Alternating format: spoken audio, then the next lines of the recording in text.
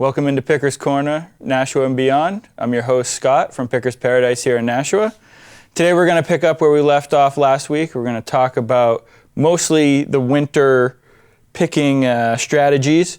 We started talking a little bit about that last time. We got as far as talking about how it's a little bit more of an expensive time of the year, and typically I try not to do as much picking or spending during that time of the year because things are usually a little bit harder to find and harder to get the most value out of what you're buying.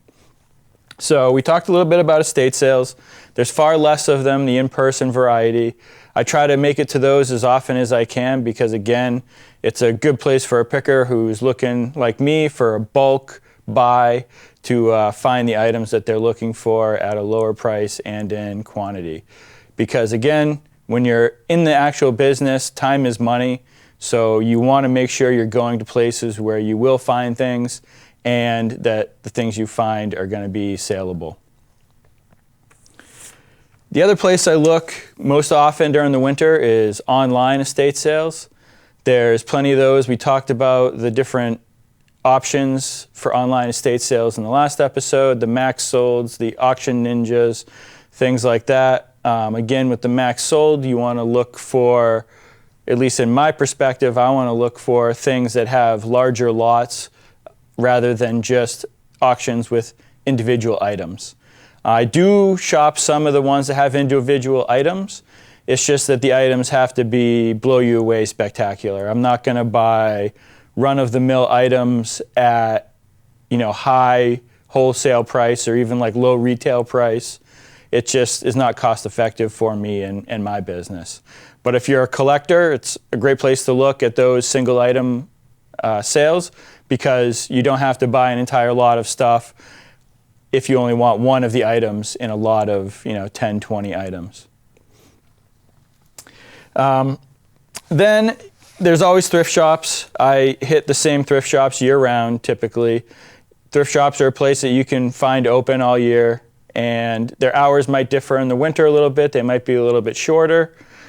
The one caveat with thrift shops is that they will be busier during the winter usually. The summer is usually a busy time for them as well because a lot of people who are in the picking business are out there looking for things more so during the summer. It's their spending season, it's their buying season, it's typically their selling season too. So I find that a lot of times in the off seasons or even in prime season, the thrift shops have a lot of dealers that show up early in the day, opening hours. There's lines at popular thrift shops and things like that to get in there when they first open. I have found that over the years, as the secondhand culture has gotten a little bit more popular with people and more people are actually visiting thrift stores than 5-10 years ago, that the best time to shop for me that I find is somewhere in the midday, early afternoon time. The shop is more crowded with people who are buying retail and typically newer items or contemporary items rather than vintage or antique. Plus, it's also the time when the employees are actually working at the shop. The thing with antique shops antique shops too, but also thrift shops, is that there's no overnight restocking like there is at a grocery store or something like that. So the time to be there is when there are new things coming out onto the floor.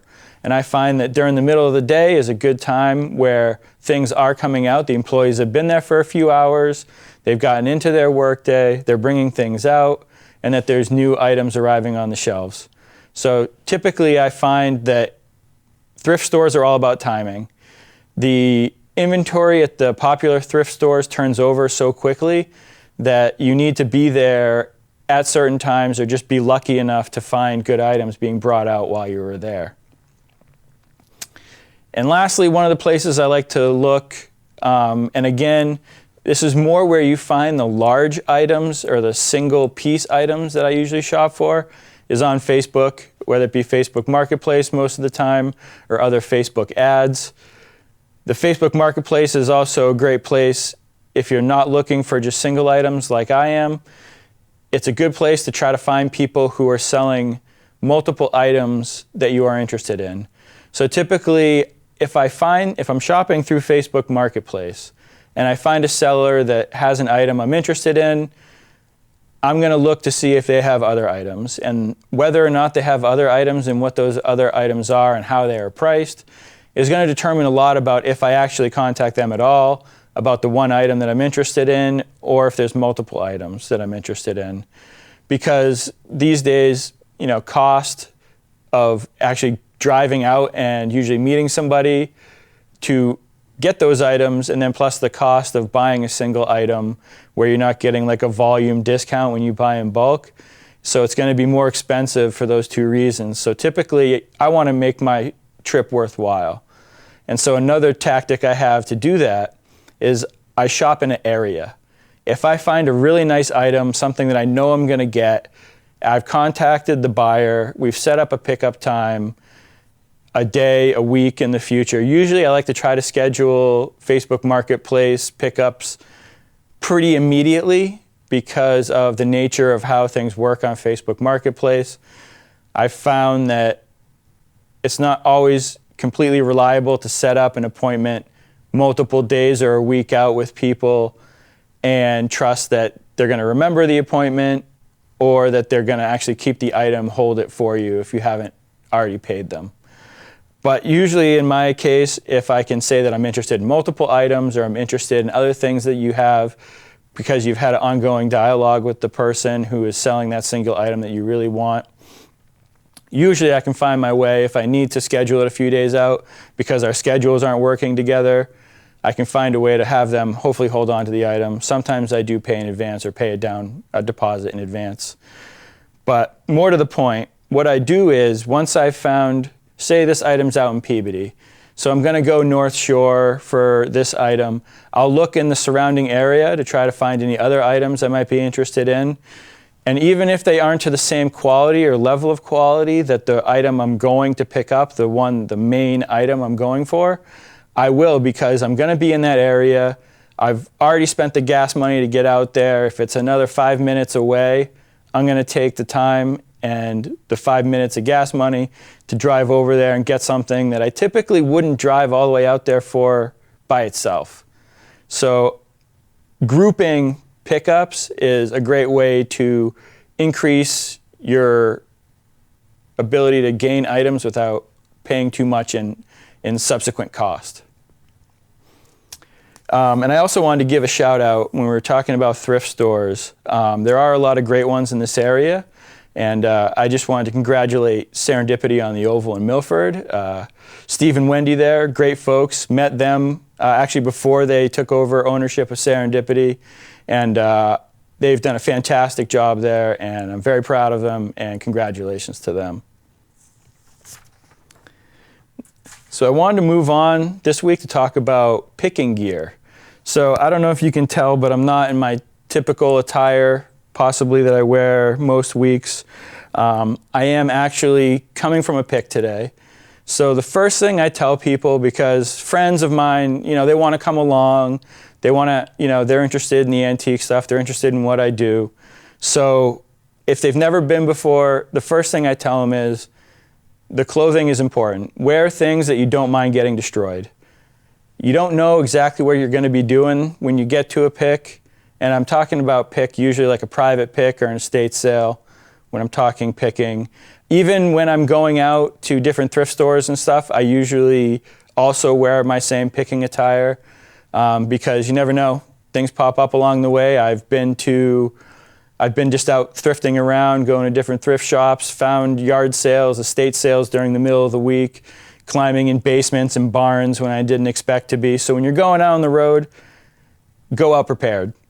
So I like to wear things that have pockets. I always wear cargo pants, which I'm wearing now, or cargo jeans. I like to have storage because there's a lot of different things that could come up as very handy when you're out in the field. The next thing, it's got to be comfortable. I got a nice oversized cotton t-shirt on. I got plenty of flexibility, be able to move around, things like that. You don't want to be confined in your clothes, and you don't want to be uncomfortable, because typically when you're out on a property, I've gone to some where it started off as hey, can I come over and look through a few things? And the next thing I know, I've been there for 4 or 5 hours, just going through more and more. It started with the house, now we're in the garage and in the attic and in the barn. So definitely make sure that you're wearing something comfortable. You want to wear closed-toed shoes or boots. Like I said, going flip-flops through a barn, not highly recommended. So you never know what you're going to find on the ground: nails, metal objects, animal feces, things like that. You definitely want to wear a pair of shoes that you don't care about, or a pair of boots that you don't mind getting dirty and disgusting. I never wear jewelry when I go out picking usually. As you can see, I'm not wearing my bracelets and my wristwatch that I usually wear. It's not all because of the appearance of wearing jewelry and the money aspect of it. It's mostly because your hands are going to be constantly in things, and you're going to be constantly trying to step over, around, through. You might lose your balance, brace yourself on things. You don't want to wear necklaces that get caught. I'm not an earring wearer. I'm assuming earrings might be the least of your problems going through barns and random attics and stuff like that. I doubt you're going to get your earrings, unless they're huge earrings, caught on much. So it's the same thing with rings. Anything around your hands, I find there's a possibility of it getting lost while you're there, or caught on things that you don't want them caught on and destroyed because of it. I don't wear gloves typically. I'm not a big gloves guy. I like to touch and feel the things, because I feel like the feel of the items has a lot to do with the quality of the item, whether it be checking for damages or just feeling the weight or feeling the texture of the surface. Gives me a lot of clues as to how old the item is and how good the quality of the item is, the physical quality. But if you don't like touching dirty things, if touching dirty things freaks you out, by all means, wear gloves. Gloves that have good dexterity, because you will be picking up and moving things. You don't want to be clumsy and dropping things. Like nitrile gloves, a lot of people I know wear those when they go out picking. Very smart, keeps the hands clean. You can still use your fingers and grab things and not worry about the dirty aspects of the items. I always bring food and water. I like to be prepared. As I gave the instance earlier of going out for what I thought would be an hour-long pick and it turns into an all-day event, I like to make sure I eat before I go. And then I also bring some snacks. The snacks can be for during, if it turns into an all-day type event, or the snacks can be for afterwards. You get done. When I get into a pick, I'm so focused on that by the time I'm done, a lot of times I'm like, whoa, I really need to eat something. And so it's nice to have something on hand to be able to do that. A lot of times I just bring granola bars, fruit, that kind of thing, something that's easy. You can eat it while you're driving away, that type of thing. Water is also important. Drink plenty of water beforehand. If you're going out on a pick on a 80, 90 degree day in the summer, and it's going to be in a barn or an attic, it's going to be hot. And since you're going to be wearing, clothes that are at least a little protective usually, that you're going to be a little bit hotter because of that. So make sure you hydrate ahead of time. Make sure you bring plenty of hydration with you. I definitely will bring along a water bottle with some of my other tools. If I'm going to be in an attic all day or things like that, I'll bring my large water bottle full of water up into the pick with me. And then also, I'm not a person who's on a lot of meds, but make sure, again, like I said, you're leaving the house. You don't know if it's going to be for an hour or 6 hours. If somewhere in the all day of your plans, you need to take a midday medication, make sure you got it with you. You don't want to have to end your pick early because you need to go home and get the meds you didn't bring with you. Now, speaking of the personal items, now vision is something that's important. So you want to be able to see what you're doing when you're on your pick. So if you're a glasses wearer, which I'm not, you might want to wear glasses over contacts. I find that, dusty areas, like a barn or an attic where there's a lot of dust flying around, if things get caught underneath your contacts, it can become very uncomfortable. So I recommend for people who wear contacts to try to wear glasses on the days where they go out. I know it's a little more cumbersome, but your eyes may thank you by the end of the day. Now, one of the things I like to bring out as far as vision-wise is a magnifying glass. or eye loop. I keep a little small eye loop in my bag with me, just in case I need to read something that's inscribed on one of the pieces to make sure you know what it is. And before I get much more into this, a lot of the tools of the trade that I bring along, I don't necessarily use them on the picks most of the time. Most of the time when I'm on a pick and I'm buying in volume, in bulk, it's going to be priced accordingly. If it's a high dollar item and it's something I'm not sure about and it's going to be a large portion of what I'm buying, I'm going to test it to make sure it is what it is. Or investigate it to make sure what it is before I end up spending the money on it. But if it's just a few dollars for something, or if it's something that's grouped in with a lot of other things and the price is basically negligible, I'm not going to break out an eye loop to make sure what every little thing says on every item that I buy. One of the other things that I bring along to help me see what I'm doing is a headlamp. So that's this piece right here. You can find these headlamps typically at any kind of outdoor store. They are great because you keep your hands free. So people bring flashlights. You see people with pen lights, small flashlights, kind of like this one on picks. I do bring one of these as a backup in case the battery's in this die. I have this as my backup. But this is great. It does give you a little bit of a headache, or at least me, if I wear it for hours and hours on end. So in between when I need it, I'll typically take it off, throw it in one of my cargo pockets, and then put it back on when I get back into the dark or something like that again, or a spot where I need it. Incredibly handy. Most of them have multiple settings. This one is also adjustable, so you can tilt it forward if you want to, have the light tilting down more. So this thing is great. I wouldn't leave home without it. I literally keep this in my van, so it's always with me. Some people also like to use their cell phones as lights. I highly recommend against that. If you're using your cell phone as a flashlight while you're trying to walk through a barn and you miss a step or trip over something, that cell phone, the odds of that thing getting smashed are incredibly high. With the cost of those, you don't want to have to boil that $1,000 phone into the cost of your pick. It gets very expensive quickly. Talking more about the tools, we already talked about the regular flashlight. I always like to bring along the black light flashlight. We talked about this one before when we talked about the uranium glass. So that's exactly what this is used for. Another item I always keep in my backpack that comes with me wherever I go, just in case I want to check an item. Now again, like I was saying, if you're buying multiple pieces of glass, and a lot of times you know the styles and the patterns for the uranium glass, so there's some question. I mean, I have found identical vases before where one is uranium glass and one is not.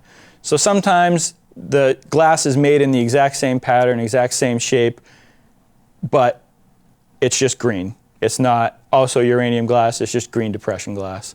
So it is nice to have this on hand, but again, if you're paying pennies on the dollar, that vase is still depression glass. It still has value. Not the same value as a uranium glass piece, but close enough where it's not going to matter in the end, especially if you know your stuff well enough so that it's not happening all the time. But it's a great little tool to have. Again, hardware stores, things like that, you can find them pretty easily.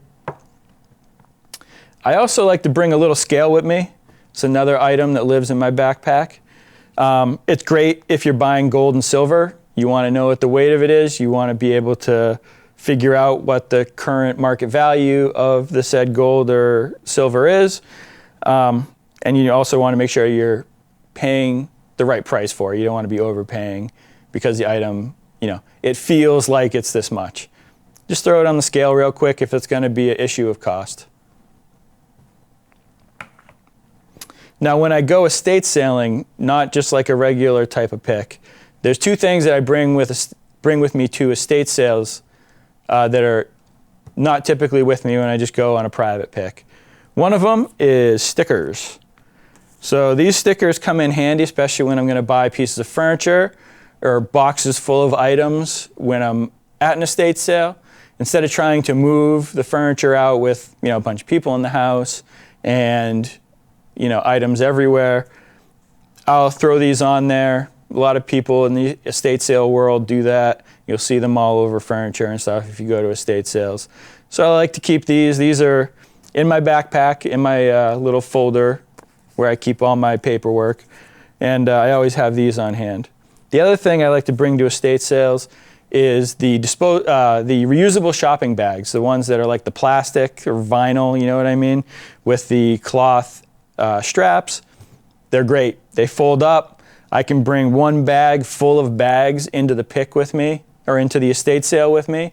And as I'm going through, fill up one bag, tag it, fill up another bag, bring it outside, tag it. So it basically really helps you be able to do your most efficient picking at an estate sale. So now you're done at your pick. Oh wait, no, let's go backwards a little bit. So the other thing is actual tools.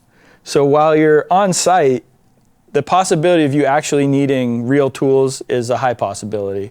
So you might have an item that won't fit in your vehicle, won't fit out of the door of the house. So you need to bring some actual tools with you. One thing I always keep with me in my book bag is a tape measure, so I can measure things in case to see if that piece of furniture is actually going to fit out the door or not. And if it's not, I can act appropriately. In my van, I keep with me a box full of random screwdrivers and wrenches, both hand wrenches and Allen wrenches. I also keep a socket set in there, a hammer, a smaller hammer. I'm not doing demolition or anything or framing. And then I also keep like a rubber mallet with me. This is great to take apart racking or other things that you need to kind of bang apart without damaging it like you would with a regular hammer. And then also in the van, when I go to a pick or an estate sale, I also bring boxes and packing materials.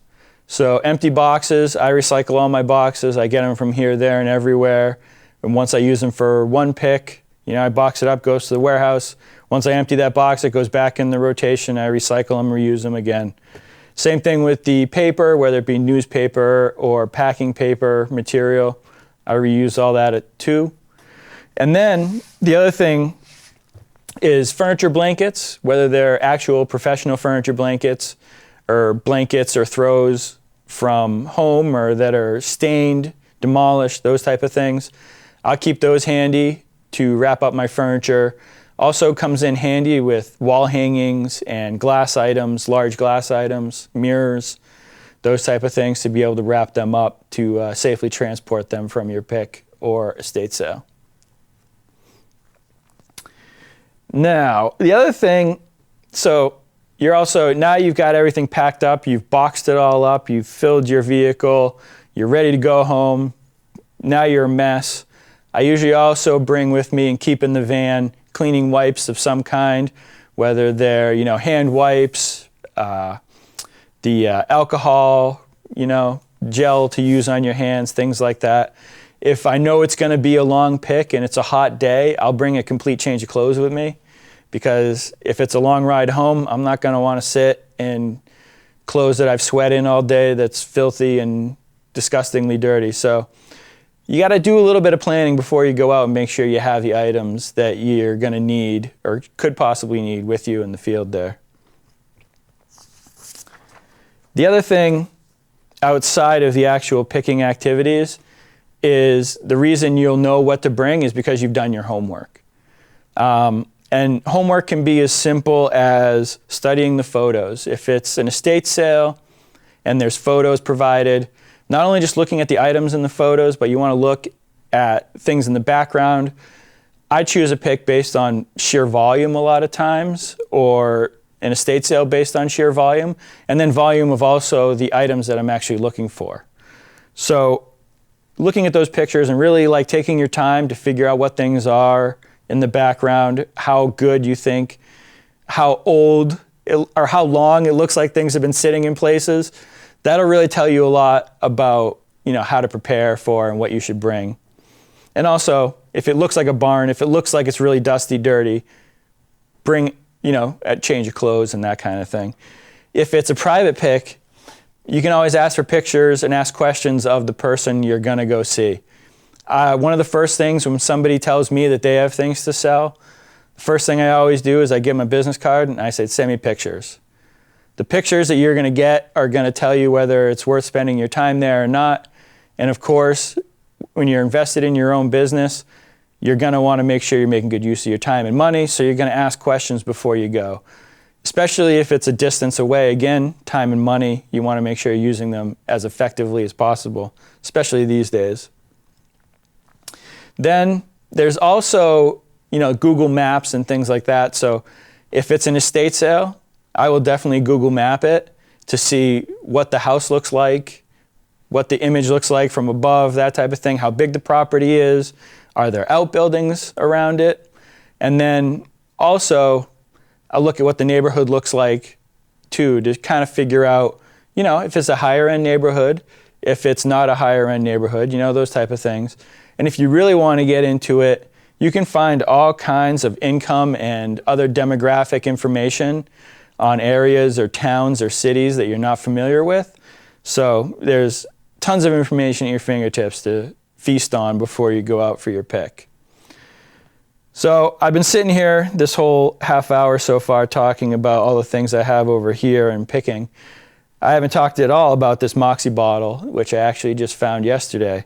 So you will get to hear all about that in the next episode. So thanks for joining us, and I'll see you again next week.